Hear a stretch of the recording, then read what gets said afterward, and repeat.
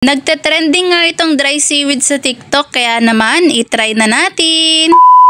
Eto nga at meron kaming buy one take one na dry seaweed na nabili namin sa TikTok. Marami na rin kasing gumawa ng video na habang kumakain sila nitong dry seaweed at talagang sarap na sarap sila. Kaya naman hindi papahuli ang ate nyo. Let's try na! At napanood ko nga na mas masarap to kung hahaluan mo ng kanin na may mayonnaise at tuna. At ang akala ko nga wala na ako magagamit na mayonnaise, pero yun, may natira pa pala. Agad na nga akong kumuha ng kanin dito sa rice cooker at nang may salin na sa malalim na bowl. Bali gagamit tayo ng malalim na bowl para hindi tayo mahirapan sa paghahalo. Eto nga at dinurog ko muna itong kanin para madali na lang haluin at inilagay ko na tong tuna. At pagkatapos ko nga maisalin yung tuna ay hinalo ko muna ito na mabuti para kumalat siya. Sunod naman ay naglagay na ako ng mayonnaise. Halo-halo ulit. Nahalo ko na nga yung tuna at mayonnaise sa kanin kaya ito na siya. Mukha na nga masarap yan pero masasarap pa yan kung paparesa natin ng dry seaweed mamaya. Nadagdagan pa nga yung pagkain natin dahil meron pala tayong nilagang itlog at meron din tayo ditong chicharon na dala ni Love kagabi. At nagtimpla na rin pala ako ng energy para mas madagdagan ng energy natin. Uy!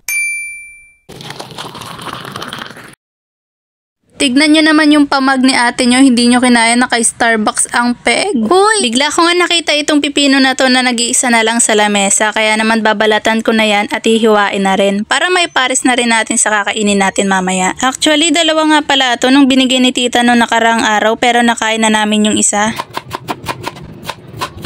Natapos ko na nga mahiwa yung pipino kaya naman simulan na natin ang pagkain. Hi guys! So good morning. Breakfast na tayo. Wala ko dito. Dry seaweed. Masarap nito guys. Dahil nagtitrending ang ating dry seaweeds. Try natin siya.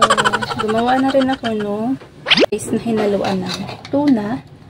And nilagyan ko din siya ng mayonnaise. Meron din ako dito energy. Itatry ko siya sabayan ng pipino.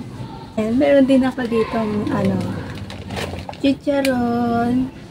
Dala siya nila kagabi. Kainin natin siya. Sabayan natin siya dito. Let's try na itong seaweed. Langin natin kung ilan yung laman. 8 pieces siya guys. Buy one take one. So, ito gawin yung nakikita ko sa TikTok, yung, di ba may kanin, tapos didip lang. Parang didikit. Ayan!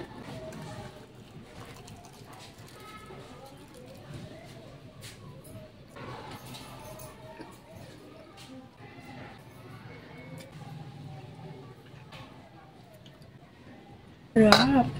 Asa siya, hindi siya ganun kaalat. Mas malasa siya guys. Ang sarap. Try naman natin yung may pipino. Lagyan nyo ng kanin.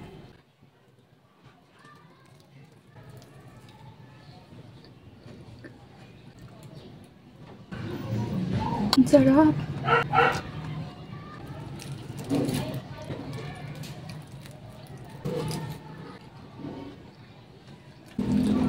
May egg ako dito. Try natin siya lagyan ng egg. Egg.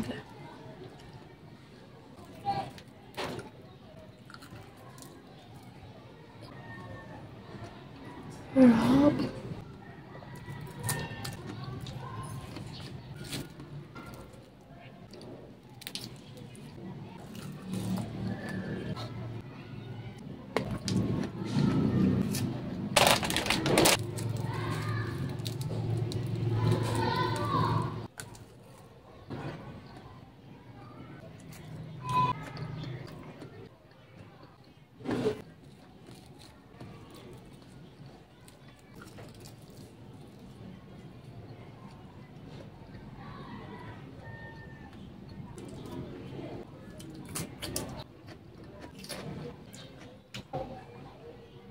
For the last bite.